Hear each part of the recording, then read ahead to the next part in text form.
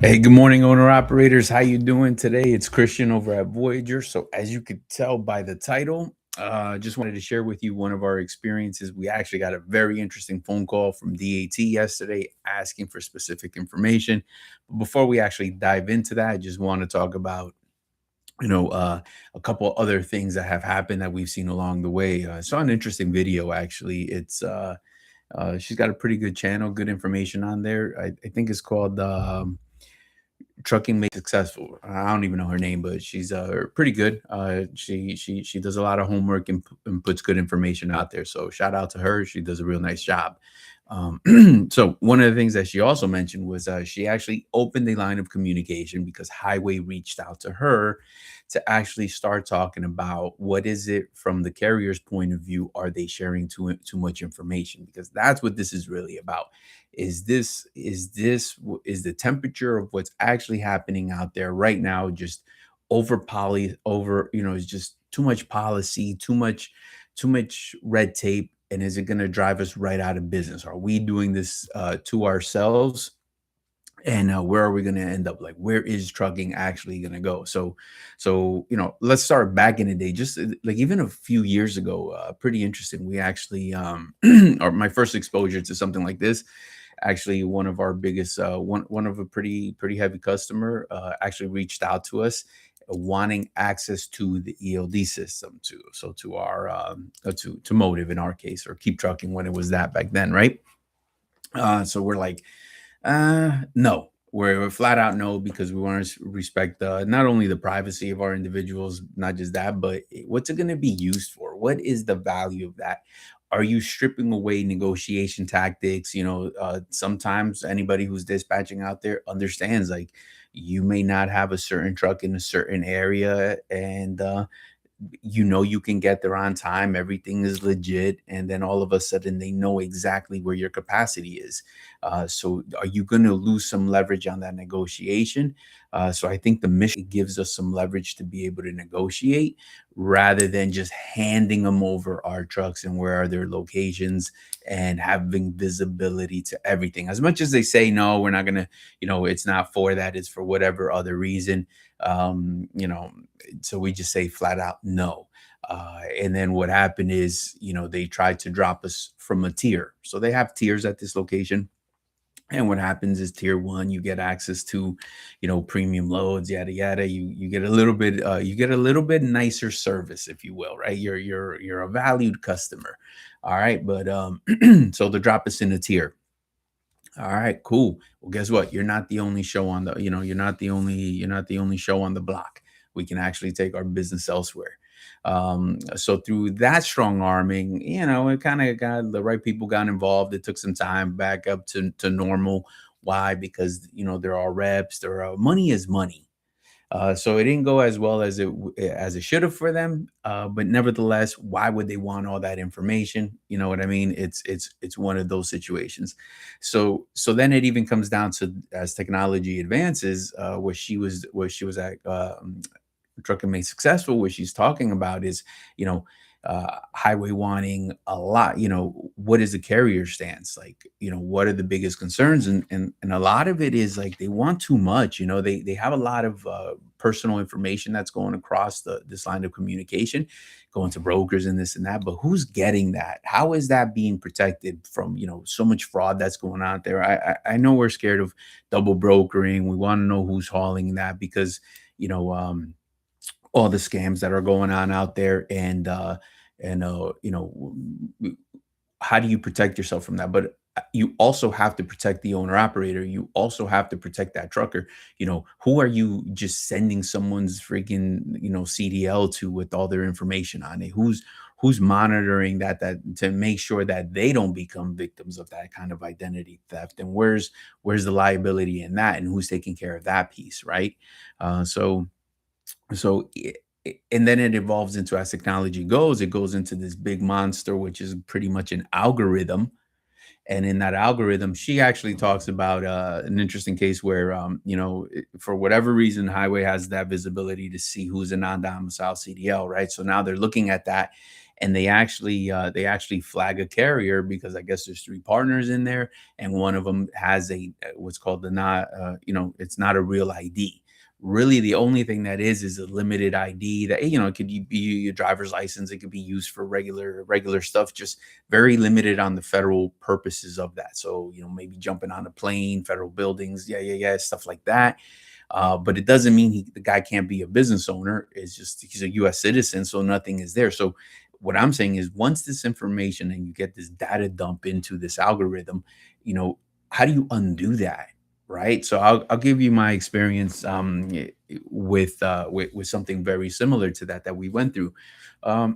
So Amazon came out, the Amazon Relay and all that. So of course we signed up just because we want to explore things, we want to advance this, that, the other. But not for us, cheap rates anyway. But regardless of all of that, it gets picked up through the algorithm. Just I think one document or something happened, we get flagged and locked out.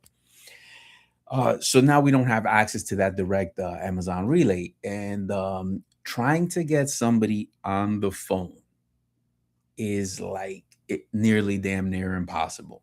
And even if we did, which we did, it was, man, resetting the password. There's that no one can override this like algorithm. It's as if like it really took just the life of itself. And what was happening there is pretty much, it just locked us out, and then that was it. There's nothing that we could have done to actually get back in there. So imagine that you are actually doing a lot of business with them, and now this algorithm actually locks you out. And because it locks you out, your whole entire business is halted. I get automation is advancing and all of that, but you got to have a little bit of that elbow room in order to make, talk to somebody and get something resolved. So that's one of the situations right there. So, and when we talk about this, as these guys got flagged, they have some customers that once they see that flag, their business is affected. They can't actually book a lot of loads off of something that cannot be explained to an algorithm, and that's the biggest problem. Like now, like the damage is really very real for that carrier. He's going to potentially, like, let's talk about the collateral damage with all of that. He's going to lose some drivers, right? Because the drivers aren't going to want to understand that. So an owner operator, anybody, he's got his own business to run. And so if he's looking at it from that point of view as he's trying to run that business and advance himself, that's not the place to be. So regardless of what's going down, he can try to be as understanding as he can, but that's going to go to a certain degree, because just as the carrier doesn't want to lose revenue and cash flow in his business, neither does an owner operator. So there's a lot of damage that comes down with this, because even let's say he has a fleet of 3, 4, 5 trucks, losing those 3, 4, 5 trucks, getting that back is not as is a tall order. It's not something, but it's not something that you can do just overnight, right? Regaining the trust from those owner operators, would they even come back for something like that? They may understand to a certain point, but again, you're not going to really blame them, because like at the end of the day, they're trying to run a business as well. And I'm sure some things can be explained. I really do get that, but if it takes 3, 4, 5 weeks to undo whatever these guys did, is that too long, right? So pretty interesting. Sorry about that, my Facebook people. Yeah, let me get this going.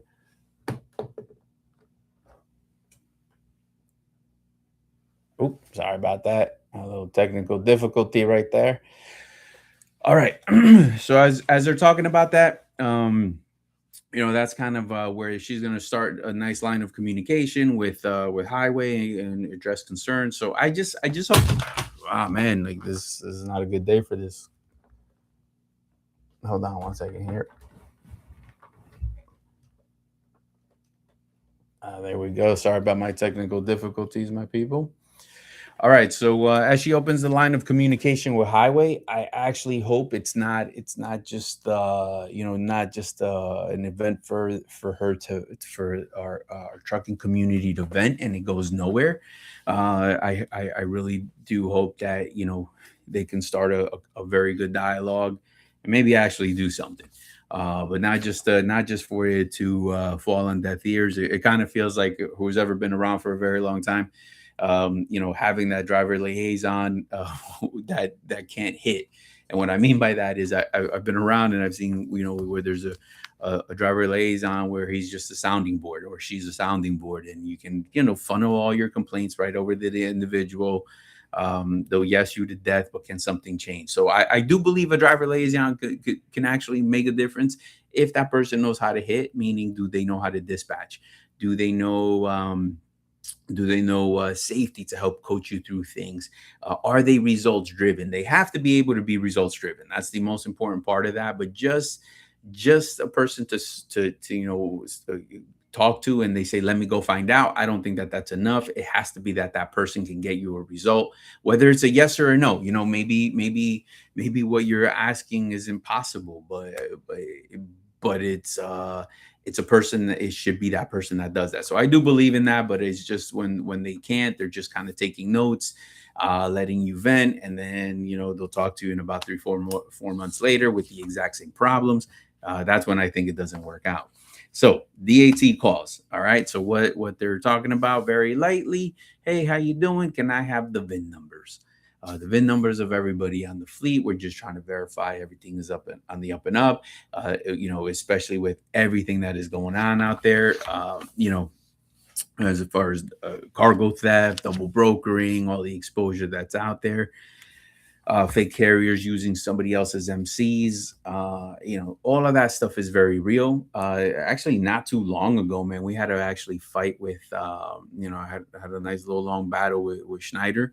And it kind of rolls downhill, man. Like, you know, uh, they fucked up. They took some loads. They didn't do their verification process. They didn't do what they were supposed to do, right? Their own internal policies, you know, calling the carrier, getting a truck number, getting the trailer number. There's a lot of things that they do that, I did do a video about this, but they failed.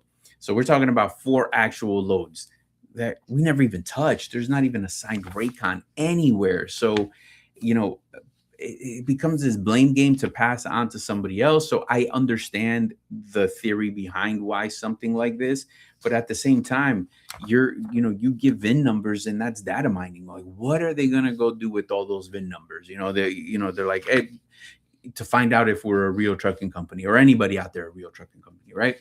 That's what you have FMCSA for. It's all right there. You can look at the inspections. You can look at, plenty of information that at their fingertips already, other than doing this directly. So this is where somebody has to stand their ground and also protect the owner operators and the truckers that are out there. Why do we have to share this? What about when we're booking a load, even with these brokers? I'm sure a lot of you guys have had to send in a picture a picture of you and your co-driver so they know it's teams, a picture right by the sign of the truck to make sure it's that. And I'm not trying to be petty, but if we've come to that, if I'm booking a load, are we asking the guy the picture of the driver's license of the guy? Am I getting the picture of him sitting at his desk holding, his license so that I can book this load? There's got to be a better way to do business than just that. And I get it'll take some footwork to get there. But again, like I think, you know, these these things are like is information that is going across different platforms. So somebody will say a VIN number is only going to tell you the make, the model, and the year of the truck. I don't necessarily agree with that. If you don't believe me, go ahead, take a VIN number, boom, highlight that bad boy, go to Google, slap it on there, and just hit search and see what comes up. And probably sometimes maybe just year, make, and model. But I could tell you there's a lot of other information that comes up as well. You just go check that out for yourself. You can see, other things. So that's not real. So how do we get to this place? Are we over policing ourselves where we're going to put ourselves right out of business, and we forgot what we came for, which is actually trucking? So moving product from A to B for the best possible rate that we can actually get, and actually making a difference in that regard. Um, so again, one of the things is that carriers are out there uh, doing what we have to do. We're governed by FMCSA, so we get audited for that, and then we have to jump through other hoops to be able to be on certain platforms. Now it's going to be a little bit more challenging, let's say with the DATs of the world, the motives of the world. What are we, our factoring companies next? And it's almost like this dump goes on to the owner operator. And I'm not here like complaining about it. We just got to fight the fight. We have to know the rules in order to win it. But what's happening there is, we have to know these rules in order to win the game. So that's number one. So, but it's when the information is going to be leaked, that is when you're going to have a major problem. When now you have personal data, personal information that's going to hit other people, and then they can see it. So, for example, I've witnessed it. I've seen freaking fuel cards platforms get hacked. I've seen trucking companies get hacked. Everybody is pretty much exposed, and now we're giving them all this crazy information. Where does it go from there? What do you guys think, guys? Make sure you smash that like button. Definitely helps out the channel to get this in front of the right people. We talk about all kinds of stuff. This just happens to be something that we stumbled across, and we talk about our experiences, good, bad, indifferent. Doesn't matter what we're sharing. Maybe somebody else also got this phone call. Put that up in the comments. Did you also get a phone call? What did they say? Let us know in the comments. All right. I do have one here. The biggest problem is that DAT has no idea how trucking and works. They are 100% broker orientated business, and then that's what happens. Everybody is just simply looking at the top of the.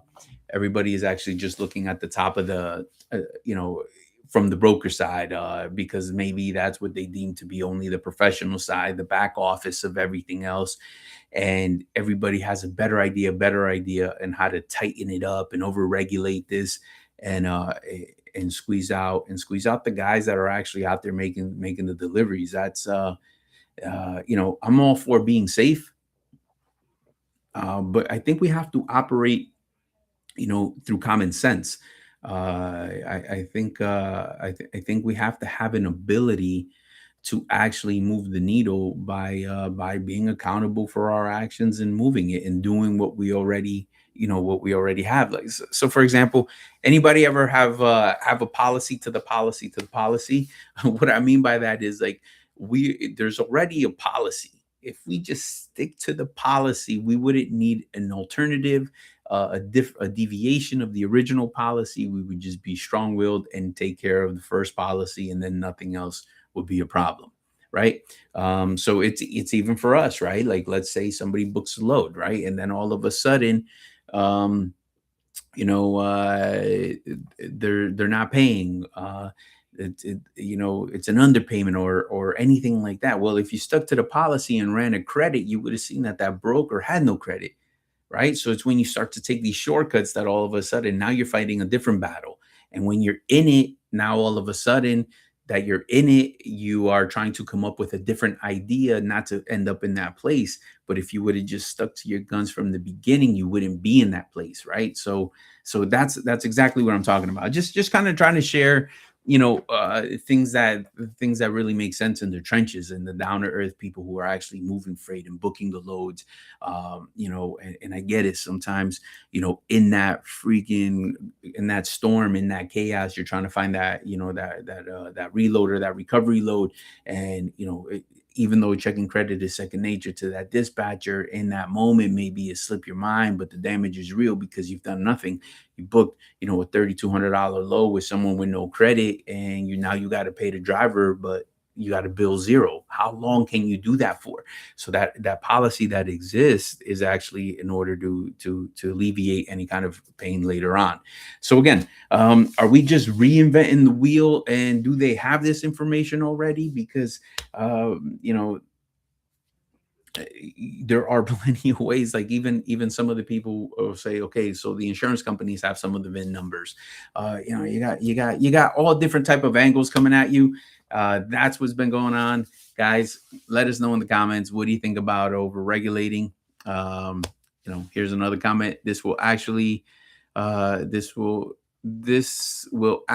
going to create a shadow carrier because of DAT monopoly. If they decide not to if they decide you not a legit carrier, they shut down your account, and then what do? Open a new authority. Yeah, so there's always going to be a way, man. There's always going to be somebody that's going to find their way around. There's always going to be that. And you know, I'm just saying, you know, there's good and bad people in this, right? There are bad actors and good actors. Like there's, you know, people that are trying to do business legit, and then that's what I'm talking about. You know, doing business legit, and you're always trying to find a way, and you're always trying to push forward. It's almost like what they talk about, right? Like a shadow carrier, you know, or somebody that has uh two or three trucking companies, right? It's not illegal to have two or three trucking companies. You know, we can villainize that as much as you want, but there are companies there that, all right, their flatbed division is one, their drive-in is another, their reefer is another. Under one, you know, now you got three different insurance policies, you know, three different DOTs. But why are we villainizing that? Why are they, you know, they're doing what's available to them within there, and even, you know, so why is that so bad? It's a good actor doing what he's supposed to do, protecting the business, right? Not everything comes from bad. So yes, there are loopholes that, you know, bad people take advantage of it to go do bad things, but then there's also people that are doing legitimate business, just using what's available there. They didn't create it. They didn't you know, falsify a document. They're just actually doing good business practices, and you'll be surprised, like, how many people that actually exists. Um, you know, I don't, you know, how many people just have all their eggs in one basket? Who would do that, right? So here we go. So that's the topic of today. So it's a little crazy. What do you guys think? The data mining, what is this really about? Are we even moving the needle? You know, much respect. Like I said, my props goes to training mates, trucking made successful. Really, really good channel, good information. But at the same time, like, you know, I want to be a believer. I want to believe that that open line of communication is good. However, I don't know. I don't know if it is. I don't know if it's not. Would they make the change? Because at the end of the day, the carrier is not their customer. We are not their platform. Just kind of what they said. The DAT is a broker based. You know, even 411, all that good stuff. It's not really tailored to our advantage for us to actually reap the better benefit, right? It's just kind of always for the broker, and then the customer. All right, my people. So that's my show for today. You know, keep the comments coming. It is monitored after we log off anyway. So please be safe out there. Remember, it is Wednesday. We are creeping up on these holidays, which does take a toll on the business, even though it does bring with some quality family time and all that good stuff. It affects every business, from owner operator, one truck army, all the way to 200. It doesn't matter. Utilization, cash flow to your business. This is that time of year that you should be planning accordingly. You know, talk with your dispatcher, devise that plan, work your plan so that your cash flow remains steady. That's one of the biggest things that we talk about. I'm not saying don't spend time with the family. What you want to do though is create some kind of balance and have some kind of plan, so that, you know, either once you're done sharing quality time with them, you're right back out, rip out, and get back, get money back on the books. cash flow, cash flow, cash flow is what we preach when it's business to business. So here we go, guys. And if your dispatcher's not talking to you about things like that, you want to actually give us a call at 863-342-5171.